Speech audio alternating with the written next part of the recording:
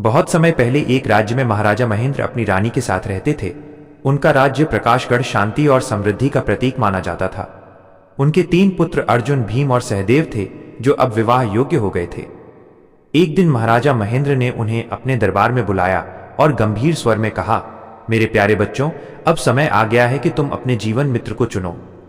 लेकिन मैं किसी दुल्हन की तलाश में नहीं आया, इसलिए मेरा आदेश है कि तुम सब कौशल मैदान में धनुष बाण से लक्ष्य साधोगे और जहां भी तीर गिराओगे उसी स्थान पर दुल्हन की बारात लाओगे। तीनों युवराजों ने आदेश का पालन किया और महल के बागों में तीर की स्थिति रखी। अर्जुन का तीर एक माली के घर के आंगन में गिर गया, जहां माली की खूबसूरत बेटी ने तीर लौटाया। भीम का तीर एक व्यापारी के गोदाम के पास गिरा, जहां एक धोबिन के मुखिया ने वो तीर लौटाया।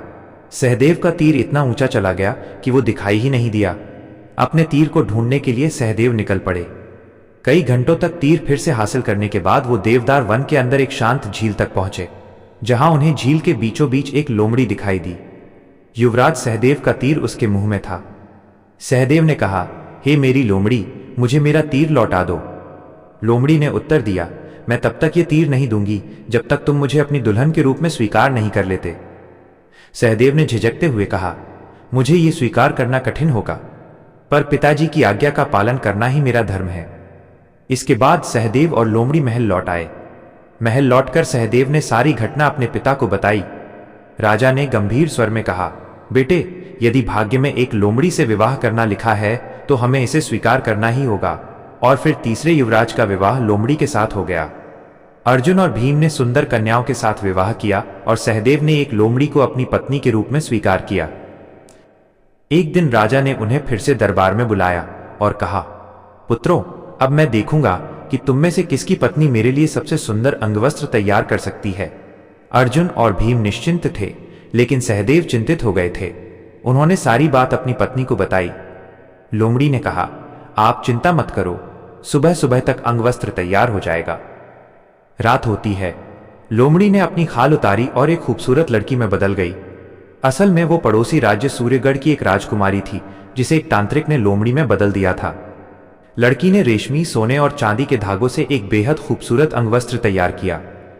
अगली सुबह लोमड़ी ने अपना अंगवस्त्र पेश किया और फिर से लोमड़ी के रूप में बदल गई। अर्जुन और भीम के अंगवस्त्र साधारण थे। सहदेव के अंगवस्त्र ने राजा और दरबार के लोगों को मंत्रमुग्ध कर दिया। राजा ने फिर से आदेश दिया, अब मैं देखना चाहता हूं कि मेरी तीनों बहुओं में सबसे लजीज और स्वादिष्ट मिष्ठान कौन बना सकता है। अर्जुन और भीम की पत्नियां निश्चिंत थीं। छोटे युवराज पर फिर से चिंता हो गई। उसने सारी बातें बताईं। लोमड़ी ने कहा, बस इतनी सी बात स्वामी, आप चिंता न करें, कल सुबह तक सब तैयार हो जाएंगे।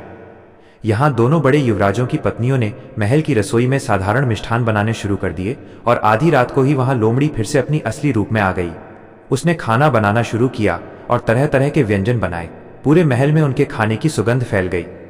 अगली सुबह सहदेव मिष्ठान लेकर दरबार में प्रवेश हुए। राजा ने अर्जुन की थाली देखी, उसमें जली रोटियां और साधारण दिखने वाले व्यंजन थे। फिर उन्होंने अपने दूसरे बेटे भीम की थाली देखी, उसका हाल भी वही था। राजा ने अंत में कहा, इस भोजन को तो कोई पशु भी न खाए, क्या यही शाही भोजन है? इसके बाद सहदेव ने अपनी थाली राजा के सामने पेश की। थाली में सुनहरी रोटियां, जादुई मसालों से बनी मसाला सब्जी और चमचमाते व्यंजन थे। राजा आश्चर्यचकित हो गए और बोले, वाह, यह है शाही भोजन का असली स्वाद। इसके बाद राजा ने यह आदेश दिया, कल महल के वार्षिक उत्सव में तुम अपनी अपनी पत्नी को नृत्य मंडली में लाओ और मैं देखता हूं कि उनमें से सबसे अच्छा नृत्य कौन करता है। सहदेव ने फिर सारी बात अपनी पत्नी को बताई। लोमड़ी ने कहा, आप चिंता मत कीजिए, बस आप राजभोज में जाइए, मैं आ जाऊंगी। अगली रात अर्जुन और भीम अपनी अपनी पत्नी को लेकर राजभोज में आ गए, पर सहदेव अकेले थे। राजा ने कहा, बेटा, तुम्हारी पत्नी कहाँ है? सहदेव ने कहा, पिताजी, वो थोड़ी देर में आ जाएगी। राजा ने नृत्य का आदेश दिया और अर्जुन की पत्नी ने नृत्य करना शुरू कर दिया। वो बेहद सुंदर से थिरकने लगी। सभी मित्रों ने उनके नृत्य की प्रशंसा की। ये देखकर दोनों बड़े युवराजों की पत्नियों को ईर्ष्या हुई और फिर दोनों ने नाचने की कोशिश की। जैसे ही उन्होंने अपने हाथ से नृत्य करना शुरू किया, उनका नृत्य हास्यास्पद और बेतुका था। तभी सहदेव की पत्नी एक दिव्य अप्सरा के रूप में वहां पहुंची और नृत्य करना शुरू किया। उनका नृत्य इतना मनमोहक था कि राजा और सभी लोग मंत्रमुग्ध हो गए। वहां सहदेव को चिंता सताने लगी कि कहीं उनकी पत्नी फिर से लोमड़ी न बन जाए, इसलिए वो जल्दी से अपने कमरे में गए और लोमड़ी की काली खाल चमड़ी को जला दिया। उन्हें लगा कि अब उनकी पत्नी हमेशा उनका साथ निभाएंगी। तभी उनकी पत्नी वहां आई। उन्होंने दुख जताते हुए कहा, ये क्या कर दिया आपने स्वामी, बस एक दिन और रुक जाते, फिर हम हमेशा साथ रह सकते थे। जिसके बाद वो एक सुनहरी चिड़िया में बदल गई और वहां से उड़ती हुई जंगल की ओर चली गई। युवराज सहदेव अपनी पत्नी के पीछे भागे, पर उनका पता नहीं चला। राजकुमार उसे ढूंढते ढूंढते दुर्बल हो गए। उनके कपड़े फट गए थे और वो भिखारी जैसे हो गए थे। एक दिन वो जंगल में थककर एक पेड़ के नीचे लेट गए थे। तभी उनकी नजर जंगल में बनी एक झोपड़ी पर पड़ी। सहदेव झोपड़ी के अंदर गए और वहां एक साध्वी महिला से उनकी मुलाकात हुई। महिला ने कहा, तुम कौन हो बेटा, और इस वीरान जंगल में किसे ढूंढते फिर रहे हो? युवराज ने अपनी कहानी उस साध्वी को बताई। महिला ने कहा, राजकुमार, तुम्हारी पत्नी कोई साधारण महिला नहीं है।